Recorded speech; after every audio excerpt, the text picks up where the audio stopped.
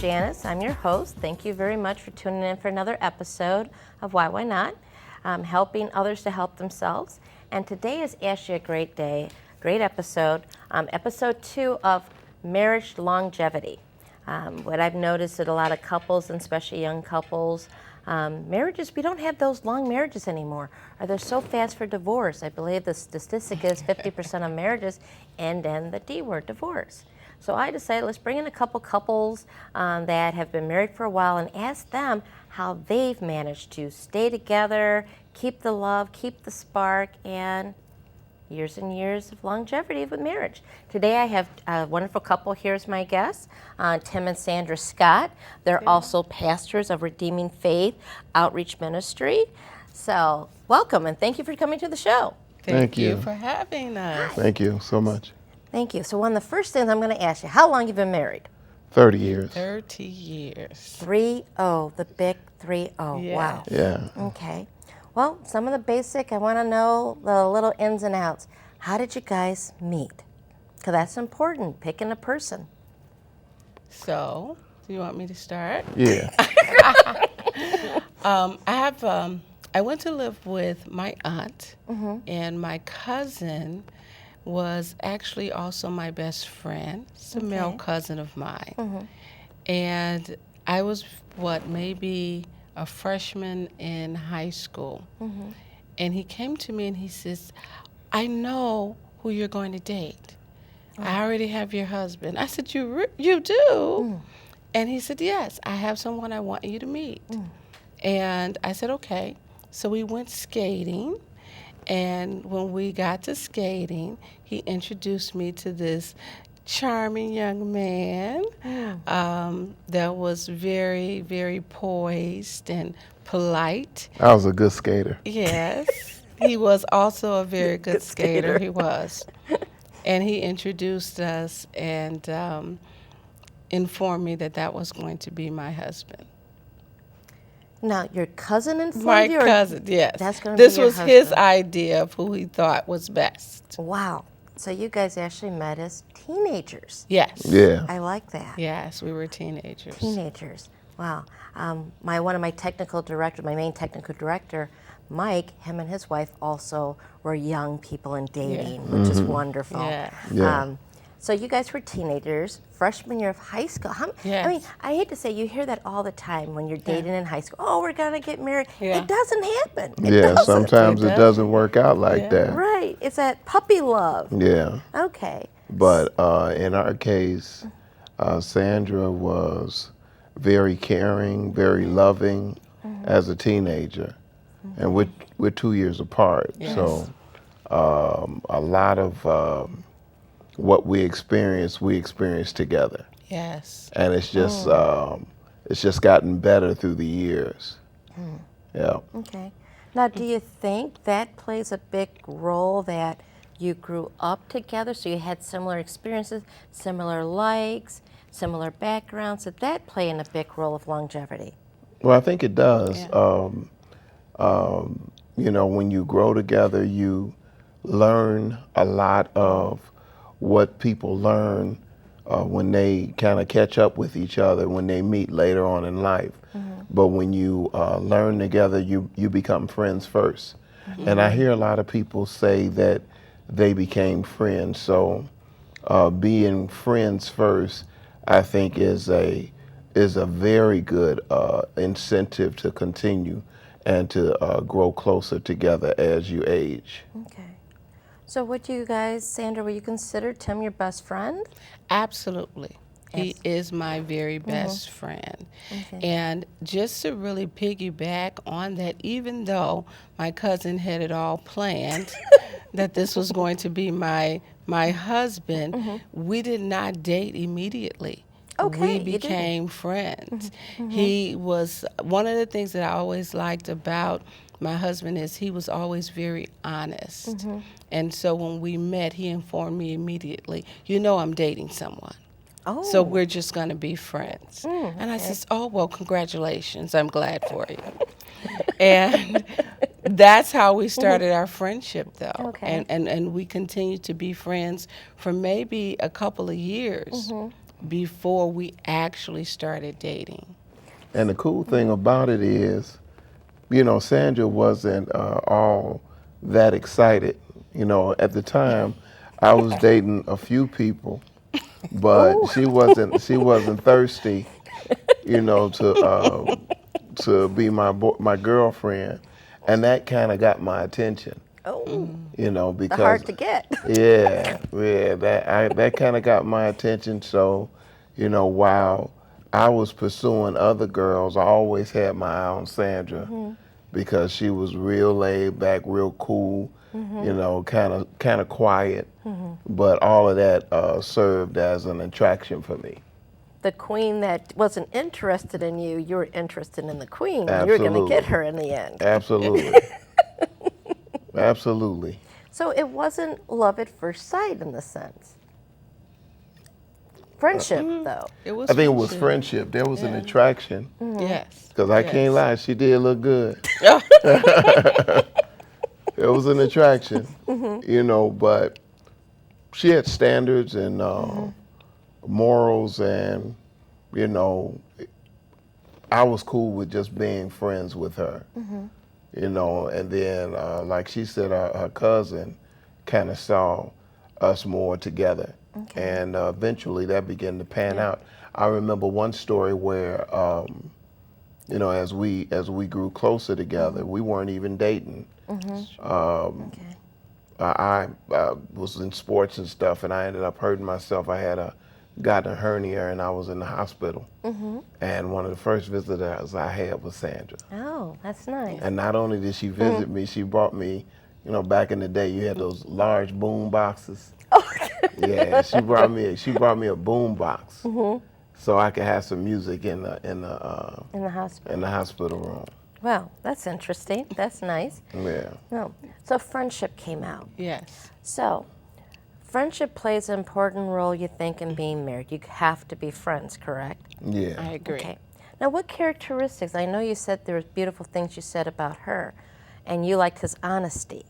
When you're first dating, shouldn't people look at the character of a person versus the look? I think that's very important. Yes. But a lot of times people overlook the character because men are attracted by what they see. You know, and I think women are attracted by how he takes care of me, how he treats me.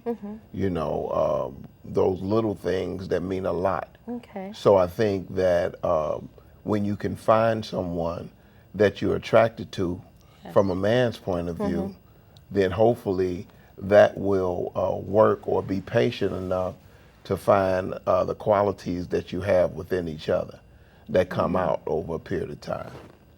Now, you started dating, though, when you were teens.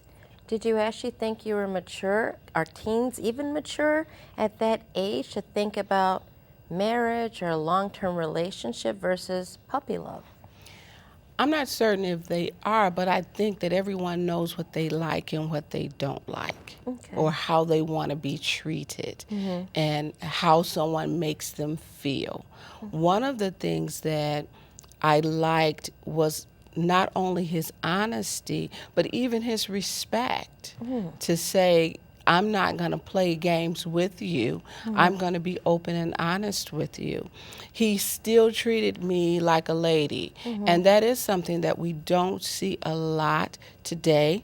I won't say that it is not existent, but we don't see it as much. But Tim was definitely the open the door for the lady type of person. Let me get this for you. Are you okay? And he even did things like that before we technically were dating. Okay. He had the So that chivalry was in it. him. Yeah. Yeah, so that was a good thing that and I also like that he was a gentleman. I often tell the story of what he had on. Now, this was not when I met him at skating, but this was the first time I saw him at church, and he was a musician. So he actually plays the drums, and he also played a little piano. Okay. And he had literally on like a velvet, I don't know if it was, he had two. He had a gray one, and then he had a burgundy one with a matching bow tie. And this was all for Sunday morning I was shocked. service.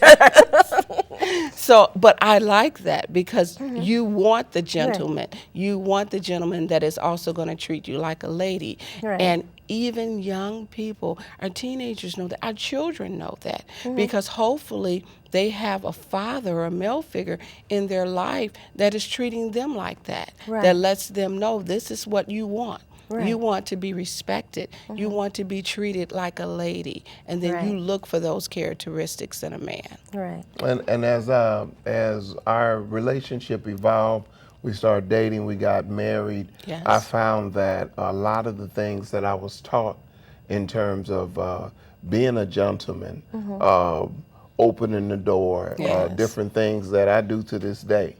You know, Sandra could tell you that, like, if we go to the movie, you know, she'll wait. She'll wait for me. She don't have to wait long, but she'll wait, and then I'll open the door for her, and then I'll open the door to the movie, open the door to the restaurant, and you know, make sure even, and I don't know if other guys do this, but you know, I wait till she sits down. When she sits down, I know when she scoots up, then that's my opportunity to scoot the chair closer to the table. And all of these things my dad taught me, you know, because we grew up in church and different things. Now, I didn't, as a young man, I didn't really see that in the other girls that I was, you know, kind of talking as a teenager. You didn't do that for the other No, girl. we were just playing around and chasing around and stuff. But when it came to Sandra, she actually, at a young age, she actually expected that. And I began to, you know, give that Right. because she So- was expecting it. So do you think a lot of the male, Sandra, this is directed towards you, you think a lot of the male attitude and how they respond to us comes from the women, what we expect? Absolutely. Okay. Absolutely. They are going to do what you allow and what you will accept. Okay.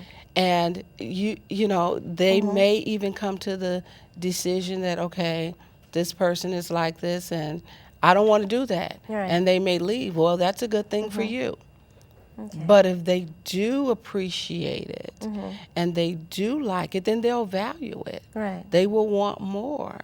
They will want more of that person. So all of the things that I desired as a young lady, and my mom actually passed when I was very young. And I think I was between 7 and 8 years old when my mom passed. My aunts came in my life and were very instrumental in helping my father raise us. And I always loved them and how they carried themselves and how they looked and how they dressed. So that's what I wanted to be.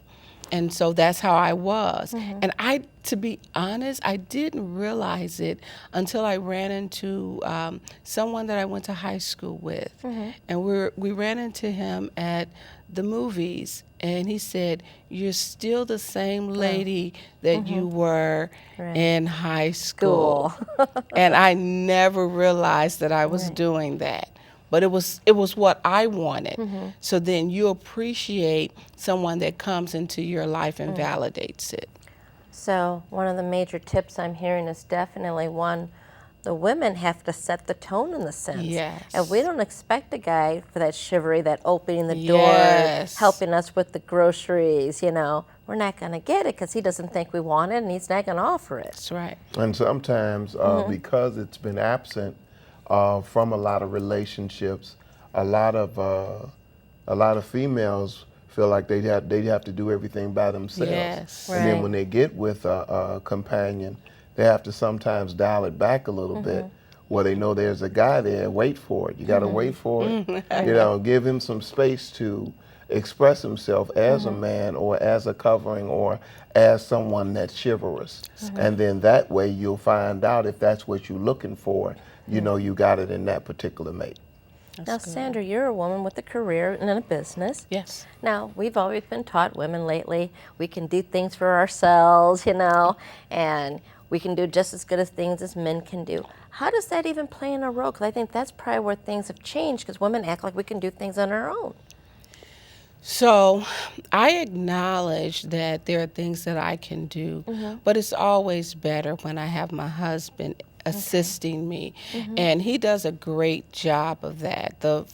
I am a hairstylist, and the first salon that I went in and I worked in, he was very instrumental in laying the foundation, being there and supporting me 100%. And so when you have that support, it makes life easier for you. Well, I always say, happy wife, happy life. That's it. So if there's some dream that good. we are looking for in our lives, our job is to help one another achieve our dreams. Yes. So if her dream is to be a hairstylist, then as she's going to school, then I know I have to, you know, do whatever it takes to help that dream come true. When I went back to school for my associate's degree at first, Right. my wife was right there to help me, you know, to give me the confidence, because I had been out. My mom died when I was young, and it really hampered my attempts to complete my education, because I was just mad at the world and had to work at 16 years old, work out some things in my own mind. And when I decided to go to school, my wife was there at the time because we got married. She was 22 and I was 24. And she began to help me and you know, encourage me and inspire me. Yeah, you could do it. I'm right here. When I couldn't really type, she would help me. You know, she typed some of my papers, you know, in the beginning. Yeah. So like I was going to touch on that.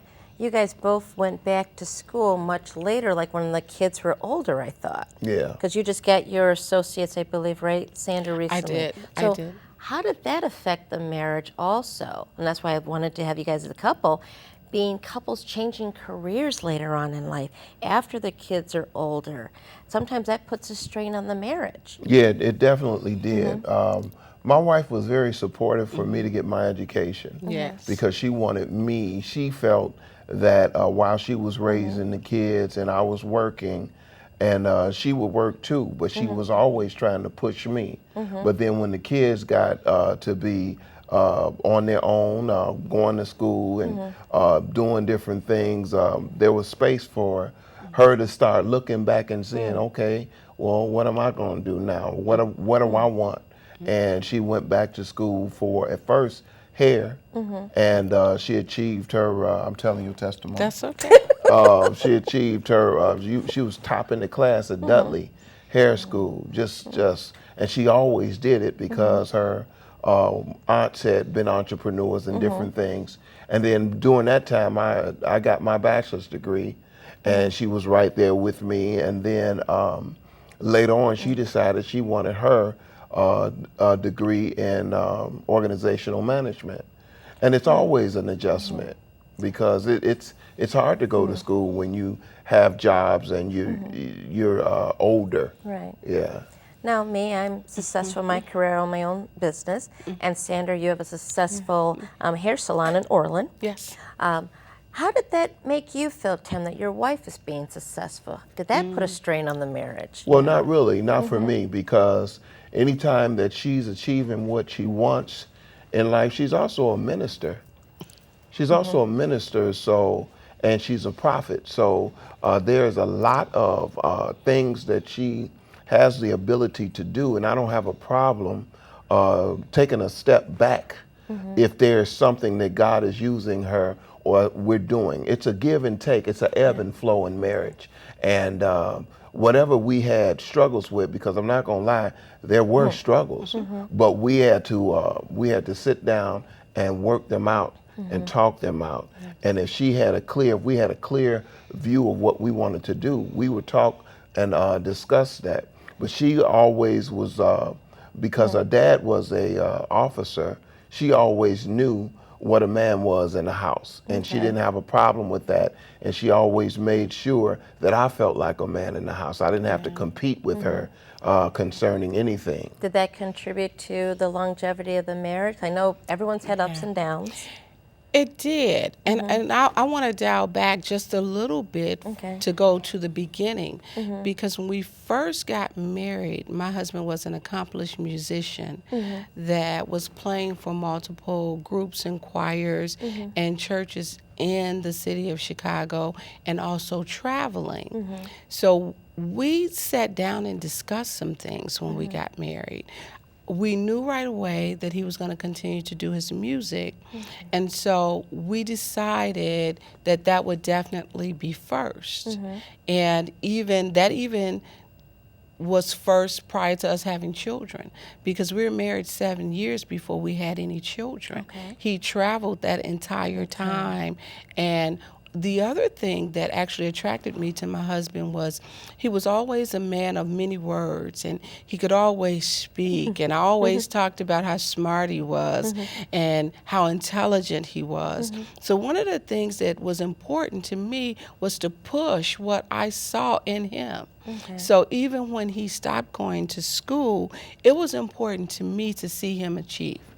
So my thing was always, no, I want you to continue to do your music. I definitely wanted to support it, and I wanted him to finish school.